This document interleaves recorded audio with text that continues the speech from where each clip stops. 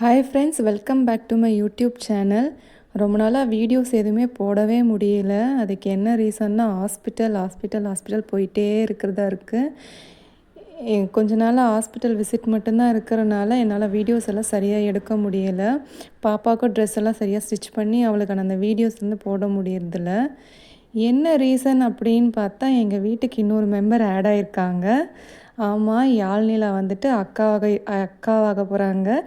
அதனால் அந்த ஒரு அன்எக்ஸ்பெக்டட் மூமெண்ட்டு நாங்கள் எதிர்பார்க்கவே இல்லை, இப்படி ஒரு குட்டி மெம்பர் வருவாங்க அப்படின்னு சொல்லிட்டு. ஸோ அந்த ஒரு காரணத்துக்காக நாங்கள் அந்த ஹாஸ்பிட்டல் அப்படி போயிட்டே இருக்கிறனால கொஞ்சம் ரொம்ப டயர்டாகவும் இருக்குது. ட்ரெஸ் எல்லாம் சரியாக ஸ்டிச் பண்ண முடியல, எல்லாமே எடுத்து வச்சு மெட்டீரியல்ஸ் எல்லாம் அப்படியே இருக்குது. இது வந்துட்டு ஒரு நாள் ஹாஸ்பிட்டல் நானும் பாப்பாவும் போயிருந்தோம். அவரும் போகும்போது தான் கொஞ்சம் எடுத்தேன். இந்த மாதிரி நிறைய எடுத்து வச்சுருக்கேன் வீடியோஸ், பட் எதுவுமே எடிட் பண்ணியும் அதுக்கு வாய்ஸ் ஓவர் கொடுத்தோம் போட முடியல சரியாக. பட் நான் கொஞ்சம் ட்ரை பண்ணி இதுக்கப்புறம் என்னோடய யூடியூப் சேனல் டெவலப் பண்ணணும், அதனால் வீடியோஸ் எல்லாம் போடலான்னு சொல்லிட்டு யோசித்து வச்சுருக்கேன்.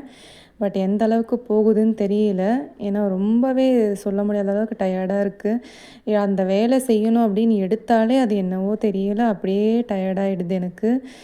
சரி நாளைக்கு பார்த்துக்கலாம்னு சொல்லிட்டு அப்படியே டேஸ் ஓடியே போயிடுச்சு.